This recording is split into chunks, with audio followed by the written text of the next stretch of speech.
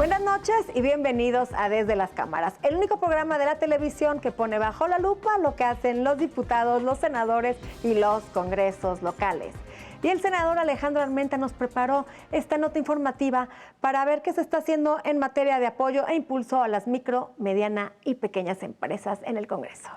Durante casos como el SARS, la fiebre porcina, la influenza H1N1 del 2009, los gobiernos del mundo implementaron medidas para cuidar la economía de sus países. Muchos se endeudaron sin beneficiar realmente a los sectores productivos más afectados.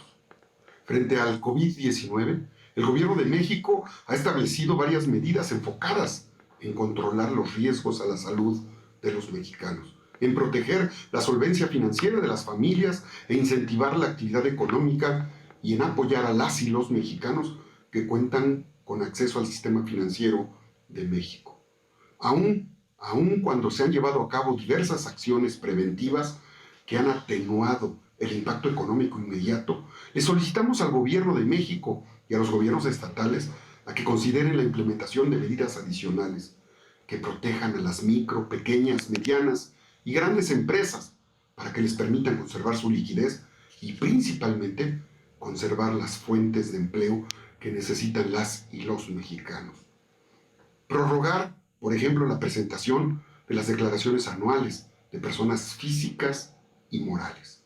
Eximir parcialmente a los patrones del pago de las cuotas obrero-patronales que se causen a su cargo y a favor del Instituto Mexicano del Seguro Social durante el segundo bimestre del 2020, a fin de que los patrones resientan en menor medida el impacto económico originado por esta pandemia.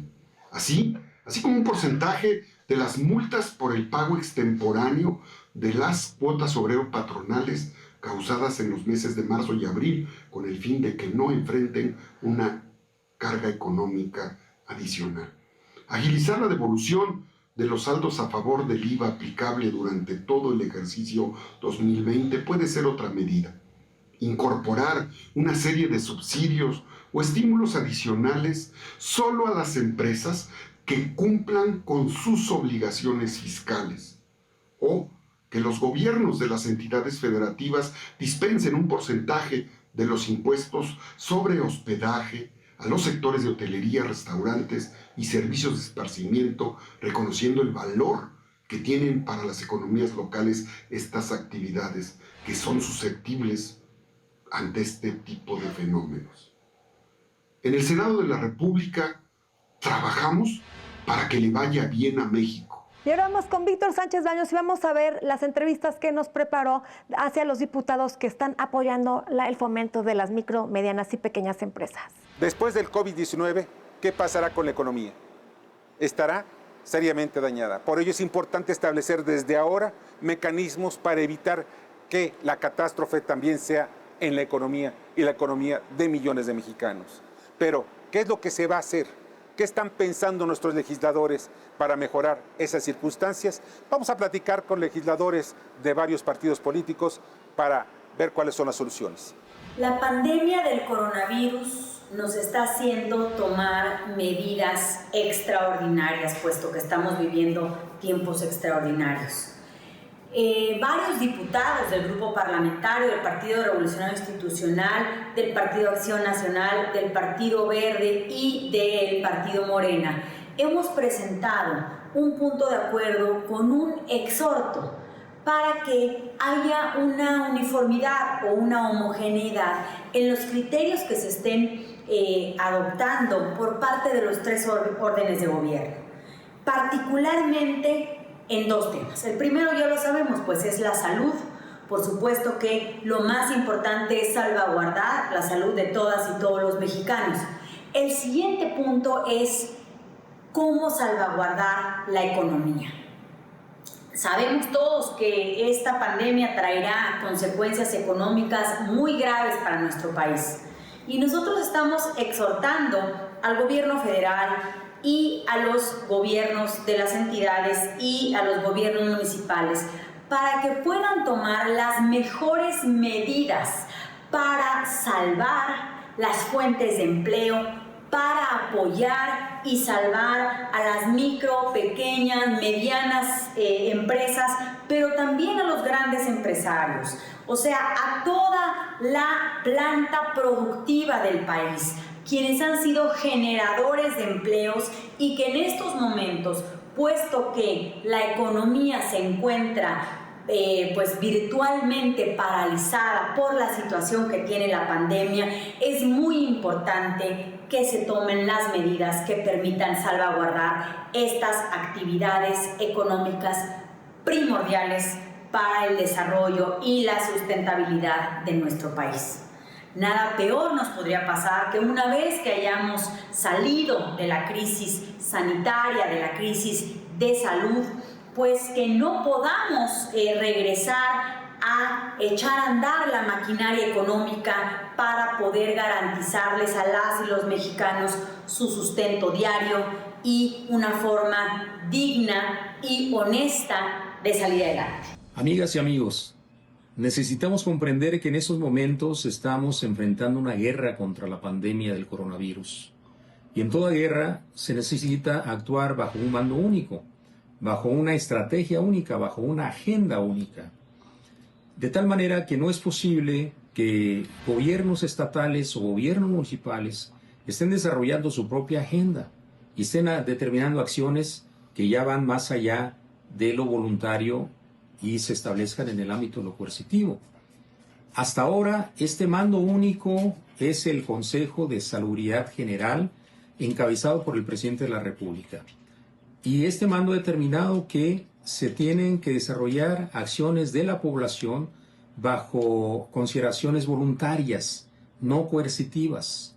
Por eso hago un llamado a los gobernadores, a los presidentes municipales que están estableciendo su propia agenda, a que no lo hagan, a que no estén afectando el libre tránsito de las personas, a que no hagan ninguna otra acción en contra de los derechos de los individuos y de las familias, porque están atentando contra la economía familiar, están atentando contra las necesidades básicas que tienen en estos momentos las familias, necesidades de alimentación, necesidades de médicas, de medicinas, de otro tipo.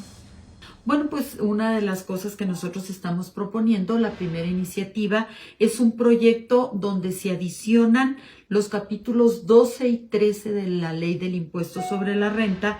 El 12 es donde se propone que exista deducción inmediata de inversiones para que la inversión sea el estímulo del crecimiento y que no haya desempleo. El otro es el de estímulos fiscales en situación de emergencia. Los estímulos principalmente estamos proponiendo que se dilaten el pago de los pagos provisionales, sobre todo de impuestos sobre la renta, que los pagos definitivos también se vayan a un tiempo posterior a la emergencia, y estamos hablando cuando menos de 2 meses, y esos pagos definitivos que sí se actualicen pero que no tengan recargos, que los que tengan una autorización para hacer pagos en parcialidades se consideren pagados y cumplidos en tiempo, aunque se dilaten los 2 meses posteriores.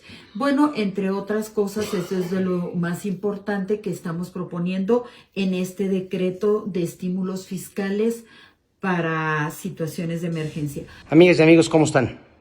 Hoy el mundo entero, y nuestro país no es la excepción, vive tiempos muy singulares, tiempos históricos, inéditos, tiempos extraños, donde lamentablemente un virus generado desde China ha venido a traslapar nuestra vida, nuestra forma de relacionarnos el uno con el otro, nuestra forma de convivir, y a partir de ahí estamos obligados a tomar acciones.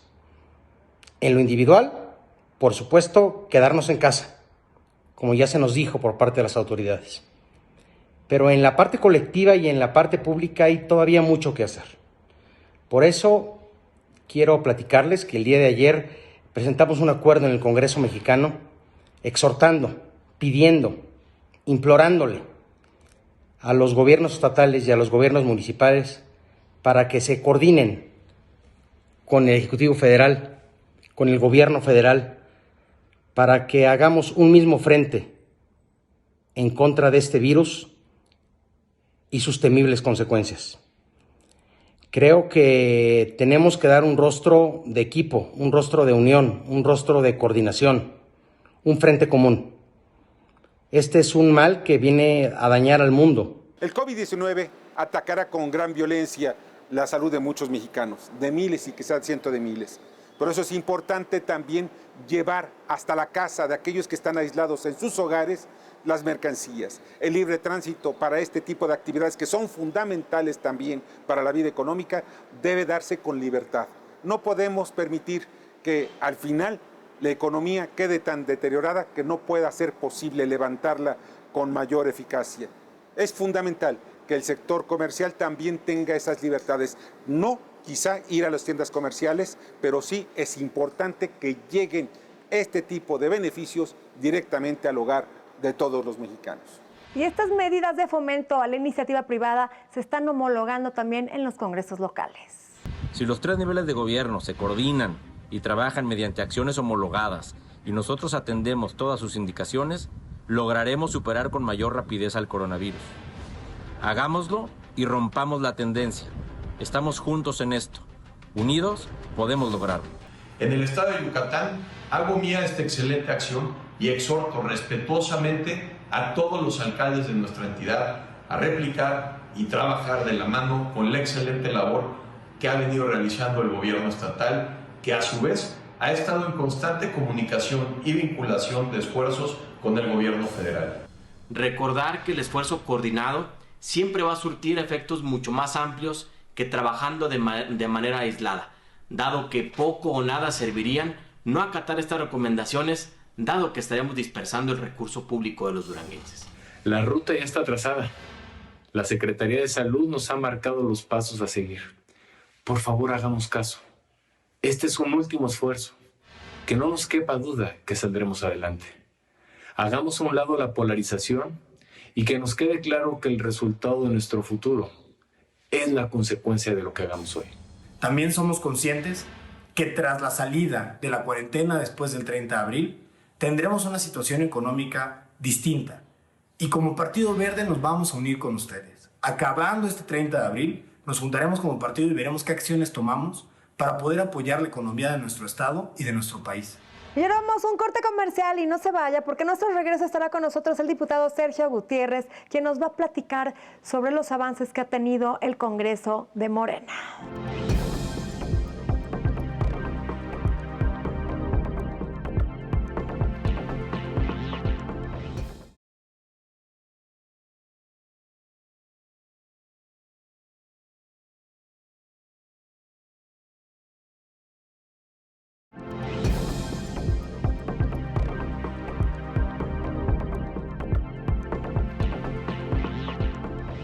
Ya estamos de regreso, gracias por permanecer con nosotros y esta noche nos acompaña aquí en el estudio de Desde las Cámaras el diputado Sergio Gutiérrez, quien es secretario de la Comisión de Puntos Constitucionales en el Parlamento de Morena. ¿Qué tal? ¿Cómo estás, Sergio? Buenas noches, gracias por la invitación, un gusto estar aquí nuevamente en este programa tan importante para darle a conocer a la ciudadanía lo que pasa en la Cámara de Diputados. Pues desafortunadamente se tuvieron que parar las labores legislativas debido a esta contingencia en la que estamos manteniendo nuestra sana distancia. Y bueno, se quedaron varios temas pendientes. Uno de los temas relevantes que ya se tienen que empezar a discutir es la elección de los 4 consejeros del INE. Platícanos cómo se va a consensar esto. ¿Ya empezaron a entrevistarlos? ¿En qué proceso van? ¿Y cuál es el deadline para que se elijan a estos 4 consejeros electorales? Mira, el 4 de abril pasado salieron 4 consejeros. Ahorita en el INE hay 7 consejeros, y nosotros ya iniciamos el procedimiento desde antes, un mes y medio antes, un mes antes de que se diera esta contingencia. ¿Qué hemos tenido como premisa? ¿Cuál ha sido nuestra prioridad? ¿Qué queremos en Morena? Queremos generar un gran acuerdo, un consenso amplio para que todos vayamos juntos en esta designación de los árbitros electorales. Tenemos una gran responsabilidad. Los árbitros son los que le dan la certeza a los jugadores, hablando de la arena política, de cómo va a darse las reglas en esta elección que viene en el 2021. Una elección que va a ser la más grande de la historia. Por ello, se ha hablado, la verdad sin sustento, en el sentido de que Morena quiere, de alguna manera, incidir en este procedimiento. Y no ha sido así. Te voy a dar 2 ejemplos. Iniciamos con la convocatoria que se emitió, donde hubo consenso de todos los partidos políticos para emitir esta. Luego, designamos al comité técnico, que es quien dirige en realidad el procedimiento de designación, quien va depurando las diversas etapas a los participantes, y a las personalidades que se les designó también hubo consenso de todos los partidos políticos para que estuvieran ahí.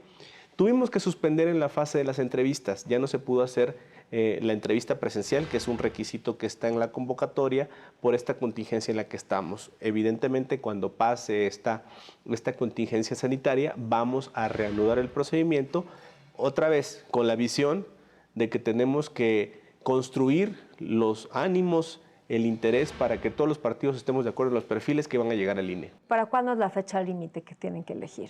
Mira, la fecha límite ya pasó, porque el 4 de abril era cuando salían los otros consejeros. Evidente, estamos ante una causa de fuerza mayor que nos impide sesionar. O sea, hoy por hoy nos hacen falta 4 consejeros. Hoy por hoy nos hacen falta 4 consejeros.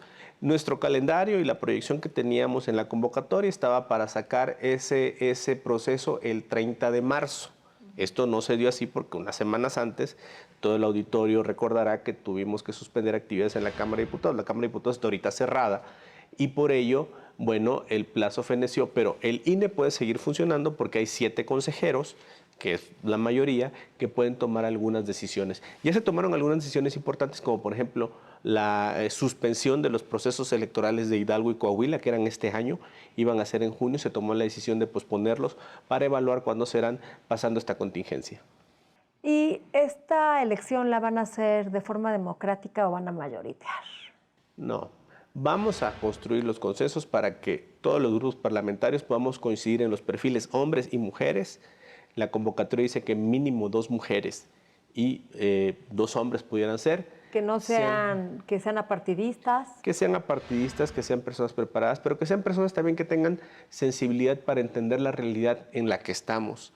Una realidad donde la ciudadanía demanda, por ejemplo, y más en esta circunstancia actual, la austeridad de todo el aparato público.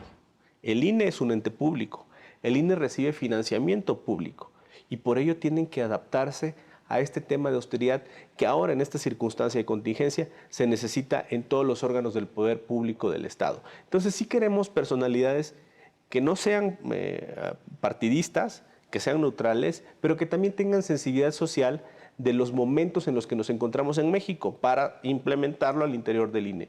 Es necesario revisar algunas cuestiones en el INE, gastos excesivos, procesos duplicados, tanto dinero que hay ahí, se puede optimizar. Nosotros creemos que sí hay áreas de oportunidad para lograr un gasto más efectivo y más proporcional en el Instituto Nacional Electoral. Las OPLES de los estados, por ejemplo, que es un recurso que sale del INE, ¿qué van a hacer?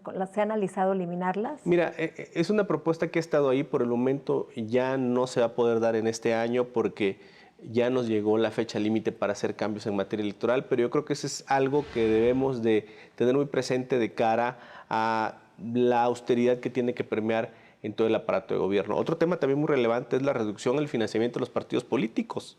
Se ha hablado mucho de nuestro interés de que se reduzca este financiamiento y ahora más que nunca necesitamos que ese dinero se pueda destinar a las familias, generando apoyos directos o microcréditos para pequeñas empresas que están siendo afectadas por esta contingencia sanitaria.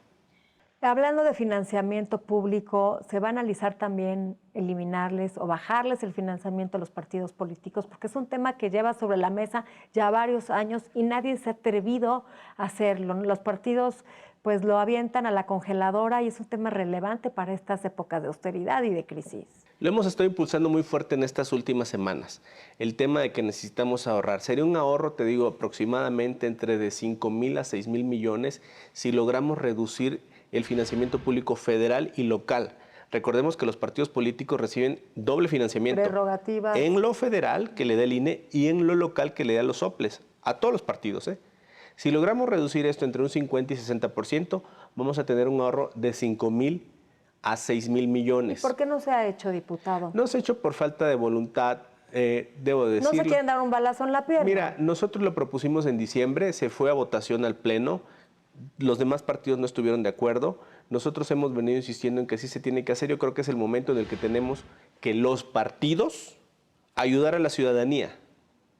Nosotros tenemos que hacernos responsables aportando nuestra parte en esta contingencia que tenemos, donde hay personas que tienen problemas económicos, empresas, pequeñas empresas, familias, para usar ese dinero en los estados y en la federación para generar microcréditos. No es poco, ¿eh? Estamos hablando de que sería un ahorro de entre 5,000 y 6,000 millones de pesos. Es una cantidad considerable. Muy útiles en medio de esta contingencia de salud y de esta crisis económica que está empezando y que, bueno, en todos los medios se habla que viene dura. Valdría la pena sensibilizar un poco al Congreso, sensibilizar a los partidos políticos a reducir este tipo de gastos. Se ha hablado de los cambios para el presupuesto que viene, para el del 2021, porque ya en septiembre se empieza a discutir y aprobar y faltan muchos recursos para esta contingencia. Así es, mira, esta contingencia es algo que nadie tenía planeado, que ha afectado a las economías de todo el mundo. Le ha pegado también muy fuerte a la economía de Estados Unidos, lo cual incide en nosotros. Nosotros tenemos una relación de comercio muy dependiente de Estados Unidos. A México también le ha incidido la falta de actividad, el estar en las casas. Primero es la salud, pero eso ha generado una inactividad económica. Tenemos nosotros que, una vez pasando esta contingencia, primero hacer un diagnóstico. ¿Cómo estamos y cuál es la expectativa? Y luego tomar medidas en el Congreso para poder adaptar los presupuestos, poder adaptar normas, providencias o acciones específicas que reactiven la economía lo más rápido posible. En el presupuesto de la Federación hay distintos ramos para desastres naturales. Uno es el Fonden. Esto no es un desastre natural, pero es un desastre de tema de salud. Es una pandemia. ¿Existe algún tipo de fondo específico para pandemias en el presupuesto de la Federación? No existe como tal y no existe con la magnitud del impacto global que ha tenido este fenómeno de salud, de sanidad. Es algo que no tiene un antecedente en el mundo moderno. Hemos visto que a lo largo de la historia se han dado pandemias, pero en otros momentos donde no había globalización, donde no había tantos viajes, donde no había tanta conocimiento sobre la ciencia de la salud, ahora estamos tratando de hacer estos esfuerzos para detener esto, pero evidentemente el tema económico es un tema que tenemos nosotros que entrarle de frente y de entrarle con seriedad. Y los partidos políticos tenemos que ser conscientes de que los ciudadanos esperan de nosotros un resultado. Lo primero que tenemos que hacer nosotros es apretarnos el cinturón con un ejemplo, reducir nuestras prerrogativas. Y eso va a venir generando el que pueda darse en cadena apoyos para que la economía vuelva a salir adelante. Por parte del gobierno federal, de órganos autónomos, de empresarios, de sindicatos, de todos los que formamos parte de este país. Diputado, México ya no puede esperar a que se pongan de acuerdo los partidos políticos. No se ha hablado de alguna decisión dentro de la Jucopo, más ahora que no están sesionando y no sabemos cuándo van a volver a sesionar.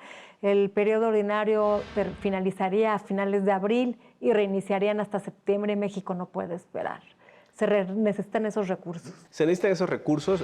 Tendríamos que planear periodos extraordinarios. Iniciaría la permanente a partir de mayo. Yo soy integrante de la permanente. Estaríamos viendo ahí de qué manera podemos resolver los problemas y sacar la legislación que necesitemos o las modificaciones presupuestales que se requieran, si así es, en periodos extraordinarios. Entonces, una vez recuperando la normalidad, nosotros vamos a meternos a fondo al trabajo. Eso que no quede duda. No porque haya receso, no significa que no tengamos que sesionar cuando así se amerite. Claro que vamos a sesionar si la necesidad, que seguramente así será, nos lo demanda para poder satisfacer los problemas que deja esta contingencia. Diputado, en un minuto que nos queda de programa, ¿nos pudieras resumir así rapidísimo qué otros temas quedaron pendientes? Mira, yo creo que los temas que quedaron pendientes son básicamente el tema del presupuesto, las contingencias económicas, el tema del financiamiento de los partidos políticos, el tema de la designación de los consejeros del INE y el tema de la inmunidad que pueda tener el presidente, el llamado fuero, que es algo que también hemos venido analizando ahí. Y la legalización de la marihuana. La legalización de la marihuana también. Pero yo te diría que vamos a privilegiar todos los asuntos que tengan que ver con la economía de las familias y de los pequeños negocios y de las empresas en general. Esa debe ser nuestra prioridad. Y la salud. Para este tema. Sí, claro, la salud, por supuesto. Bueno, diputado, pues muchas gracias por estar esta noche aquí con nosotros en Desde las Cámaras. Y no dejen de vernos próximo jueves, 11:30 de la noche, en el único programa que pone bajo la lupa lo que hacen los diputados, los senadores y los congresos locales. Buenas noches. Buenas noches.